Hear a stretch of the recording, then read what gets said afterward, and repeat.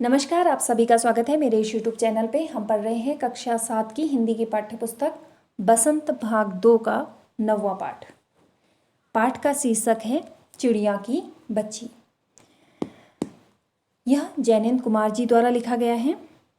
प्रस्तुत पाठ के माध्यम से लेखक ने यह बताने का प्रयास किया है कि भौतिक सुख सुविधाएं, इनका मूल्य सभी के लिए समान नहीं होता है। पाठ के दो मुख्य पात्र हैं, माधवदास और चिड़िया की बच्ची। माधवदास जी के लिए जहाँ भौतिक सुख सुविधाएं उनके लिए गर्व का कारण थी, जिस पर वे अभिमान करते थे, वहीं चिड़िया की बच्ची को कई प्रकार के प्रलोभन देने के बावजूद भी वह स्वयं को अपनी माँ के पास ही सुखी और सुरक्षित महसूस करती हैं। आइए कहानी के माध्यम से इसे समझते हैं। माधवदास ने अपनी संगमरमर की नई कोठी बनवाई है। उसके सामने बहुत सुहावना बगीचा भी लगवाया है।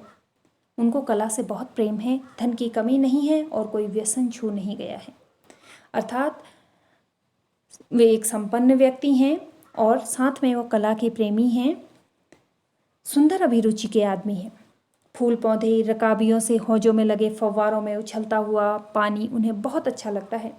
समय भी उनके पास काफ़ी है। शाम को जब दिन की गर्मी ढल जाती है और आसमान कई रंग का हो जाता है, तब कोठी के बाहर चबूतरे पर तख्त डालकर मनसत के सहारे वह गलीचे पर बैठते हैं और प्रकृति की छटा निहारते हैं। इसमें मानो उनके मन को तृप्ति मिलती है। तृप्ति का अर्थ होता है प्यास बुझना। तो इससे उनके मन की प्यास बुझती थी, यानी कि उनको प्रकृति से प्रेम था और प्रकृति को निहारने में उन्हें आनंद मिलता था। मित्र हुए तो उनसे विनोद चर्चा करते हैं, नहीं तो पास में रखे हुए फरसी हुक्के की सटक को मुंह में दिए ख्याल ही ख्याल में संध्या को स्वप्न की भांति गुजार देते हैं। अर्थात मित्र जब उनके पास में होते थे तब उनके साथ हंसी मजाक और बातें करते हुए उनकी शाम निकल जाती थी। लेकिन जब उनके पास में मित्र नहीं होते थे तो वह हुक्का पीते हुए अपनी ख्याल करते हुए, यानी कि सोच विचार में ही अपनी शाम गुजार देते थे।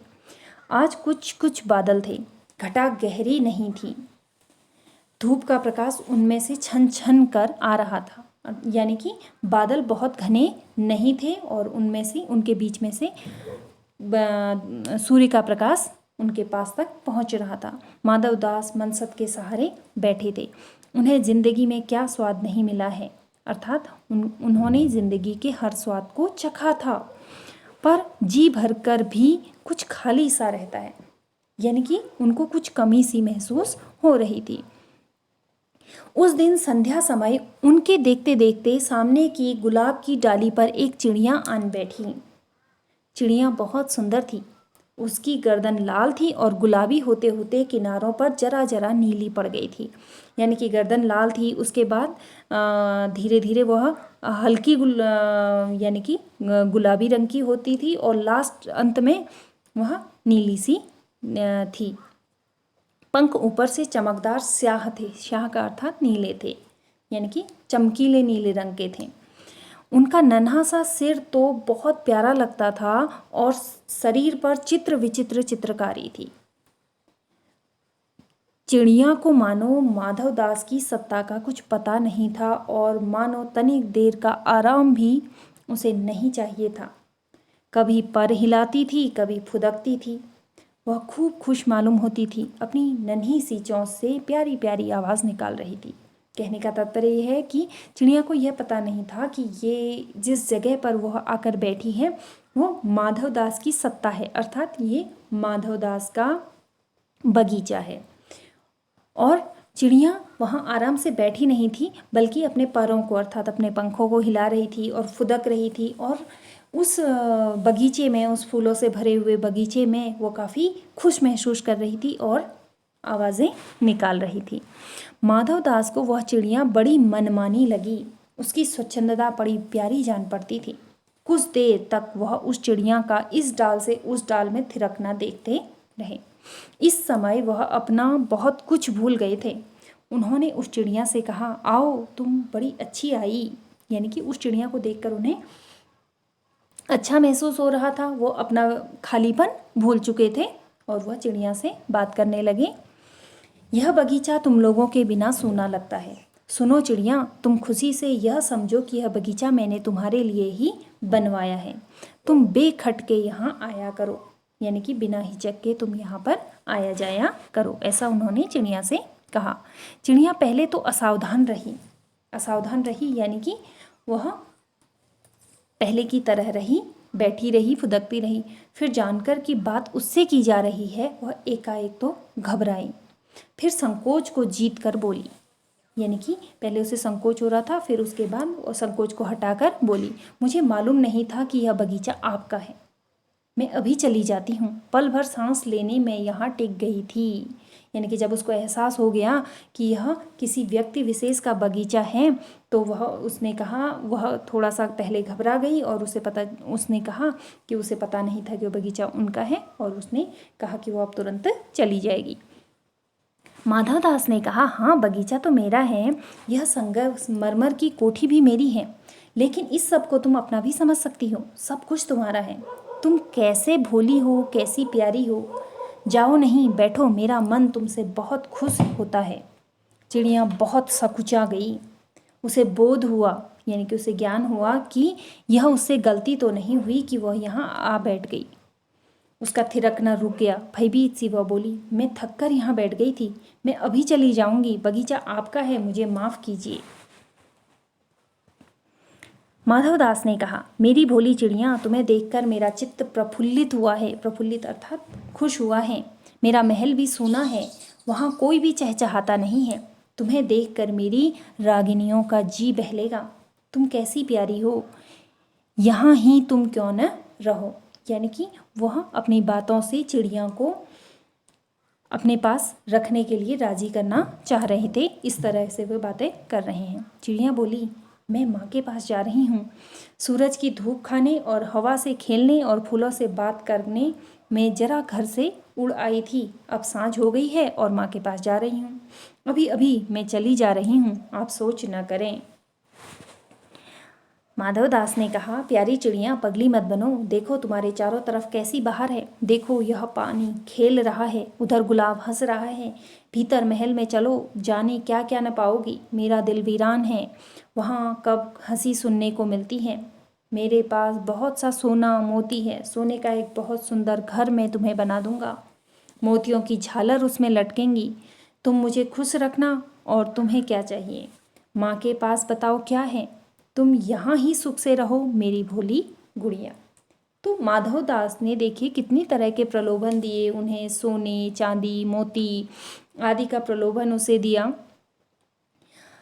लेकिन चिड़िया को इन सब चीज़ों के सुख के बारे में नहीं पता है। उसे ये सारी चीज़ें सुख की चीज़ें नहीं लगती हैं, क्योंकि चिड़िया को हवा से बातें करना और फूलों पे मंडराना या पेड़ पौधों पे टहलना, ये सारी चीज़ें उसे पसंद हैं। तो उसे इन चीज़ों के बारे में ये चीज़ें बिल्कुल भी आकर्षित नहीं कर रही हैं। चिड़िया इन बातों से डर गई। आकर्षित करने के बजाय ये चीज़ें उसे क्या कर रही थी, अब डरा रही थी।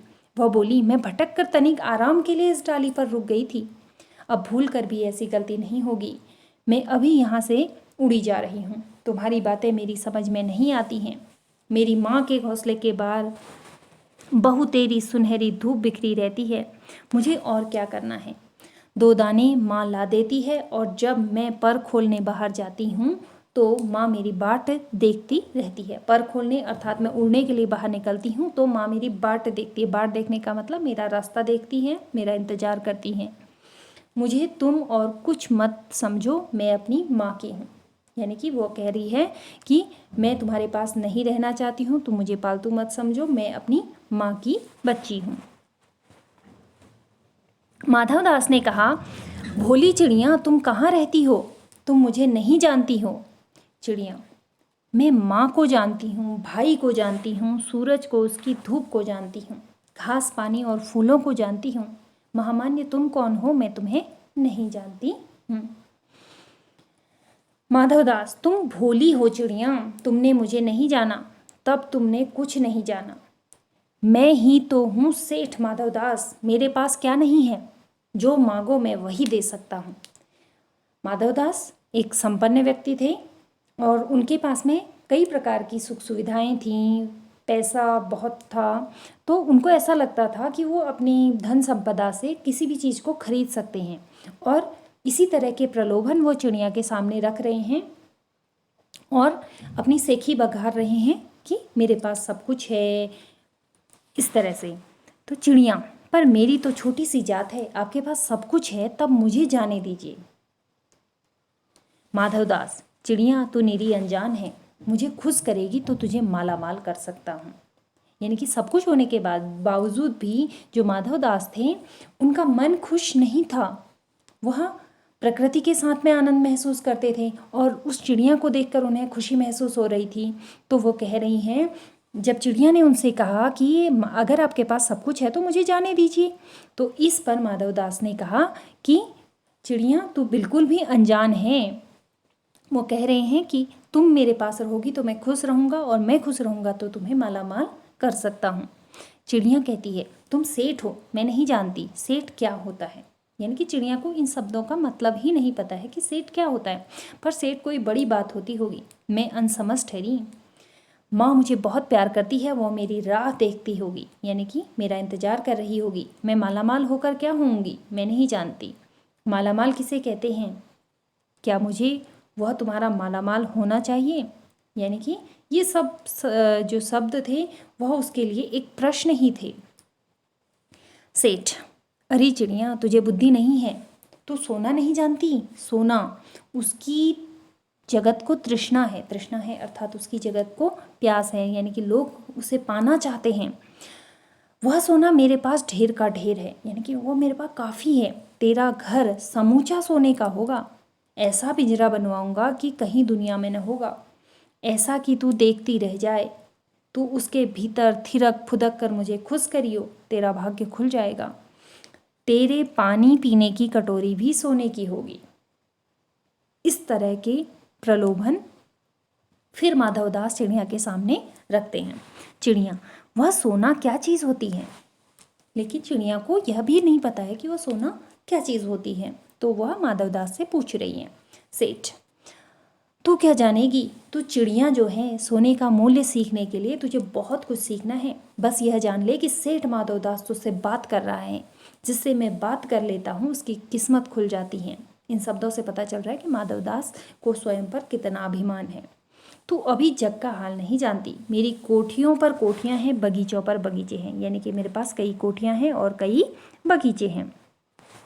दास दासियों की संख्या नहीं है, यानी कि आप अनगिनत दास दासियाँ हैं। पर तुझसे मेरा चित्त प्रसन्न हुआ है, यानी कि तुझे देखकर मेरा मन खुश हुआ है। ऐसा वरदान कब किसी को मिलता है? रे चिड़िया, तू इस बात को समझती क्यों नहीं? यानी कि यह एक वरदान के समान है, इसलिए तू मेरे पास में रहेगी तो मैं भी तुझे भी क्या बना दूंगा, सुख सुविधाओं से युक्त बना दूंगा। यह माधवदास जी उससे कहना चाह रहे हैं। चिड़िया, सेठ मैं नादान हूँ, मैं कुछ समझती नहीं, पर मुझे देर हो रही है, मेरी माँ बाट देखती होगी। सेठ, ठहर ठहर, इस अपने पास के फूल को तूने देखा? यह एक है, ऐसे अनगिनत फूल हैं, ऐसे अनगिनती फूल मेरे बगीचों में हैं। वे भांति भांति के रंग के हैं, तरह तरह की उनकी खुशबू है। चिड़िया, तैने मेरा चित्त प्रसन्न किया है और वे सब फूल तेरे लिए खिला करेंगे। वहाँ घोंसले में तेरी माँ है, पर माँ क्या है? इस बहार के सामने तेरी माँ क्या है? वहाँ तेरे घोंसले में कुछ भी तो नहीं है, तू अपने को नहीं देखती। कैसी सुंदर तेरी गर्दन, कैसी रंगीन देह, तू अपने मूल्य को क्यों नहीं देखती? मैं तुझे सोने से मढ़कर तेरे मूल्य को चमका दूंगा। तैने मेरे चित्त को प्रसन्न किया है, तू मत जा, यहीं रह। यानी कि इससे हमें यह समझ में आ रहा है कि जो सेठ हैं उनके पास में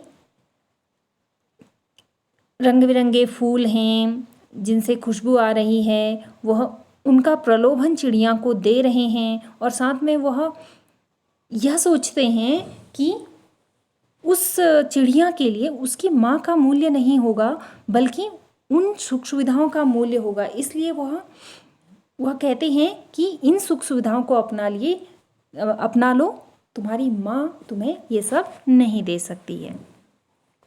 चिड़िया, सेठ मैं अपने को नहीं जानती, इतना जानती हूँ कि माँ मेरी माँ है और मुझे यहाँ देर हो रही है। सेठ मुझे रात मत करो, रात में अंधेरा बहुत हो जाता है और मैं राह भूल जाऊँगी।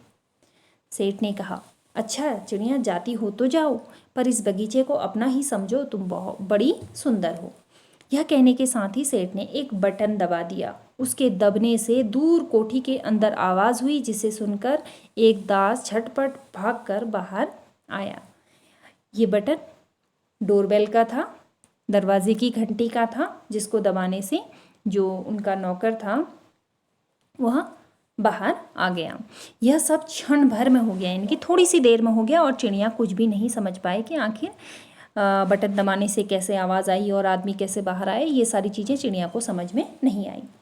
सेठ कहते रहे, तुम अभी माँ के पास जाओ, माँ बाट देखती होगी, पर कल आओगी ना, कल आना, परसों आना, रोज़ आना। इस तरह सेठ उससे बातें कर रहे हैं। यह कहते कहते दास को सेठ ने इशारा कर दिया और वह चिड़िया को पकड़ने के जतन में चला। जतन में मतलब कोशिश में लग गया। सेठ कहते रहे, सस तुम बड़ी सुंदर लगती हो, तुम्हारे भाई बहन हैं क्या? कितने भाई बहन हैं? यानी कि वो तरह तरह के प्रश्न करके चिड़िया को बहलाना चाह रहे हैं। साथ ही उन्होंने अपने दास को आदेश भी दे दिया है कि वह चिड़िया को पकड़ने की कोशिश करे ताकि वह उसे पिंजरे में बंद कर दें।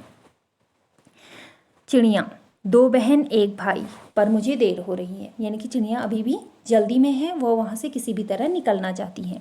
हाँ हाँ जाना, अभी तो उजेला है, 2 बहन 1 भाई है, बड़ी अच्छी बात है। माधवदास फिर उसे बातों में लगाते हैं, पर चिड़िया के मन के भीतर जाने क्यों चैन नहीं था। वह चौकन्नी हो चारों ओर देखती थी। उसने कहा, सेठ मुझे देर हो रही है। सेठ ने कहा, देर अभी कहाँ, अभी उजेला है। मेरी प्यारी चिड़िया, तुम अपने घर का इतने और हाल सुनाओ, भय मत करो, भय अतः डरो मत। चिड़िया ने कहा, सेठ मुझे डर लगता है, मेरी माँ दूर है, रात हो जाएगी तो राह नहीं सूझेगी, यानी कि रास्ता पता नहीं चलेगा। इतने में चिड़िया को बोध हुआ जैसे एक कठोर स्पर्श उसके देह को छू गया, यानी कि किसी का हाथ उसको पकड़ने के लिए उसके शरीर के पास आया है। वह चीख देकर चिचियाई और एकदम उड़ी। नौकर के फैले हुए पंजे में वह आकर भी ना आ सकी।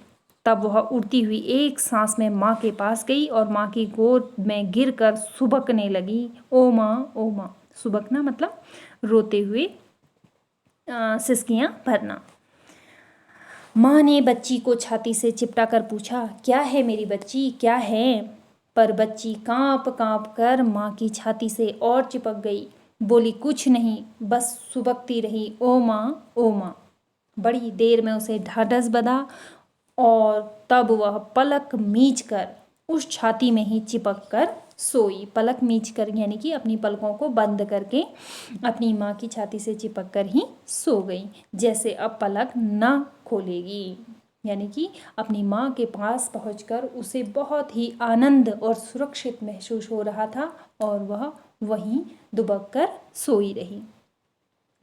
तो इस कहानी के माध्यम से हम लोगों ने यह समझा कि कई प्रकार की सुख सुविधाओं का लालच देने के बावजूद भी सबसे सुरक्षित किसी भी बच्चे को, चाहे वो चिड़िया का बच्चा हो या फिर किसी अन्य पशु पक्षी या फिर इंसान का बच्चा, उसे सबसे ज़्यादा सुखी और सुरक्षित अपनी माँ के पास में महसूस होता है।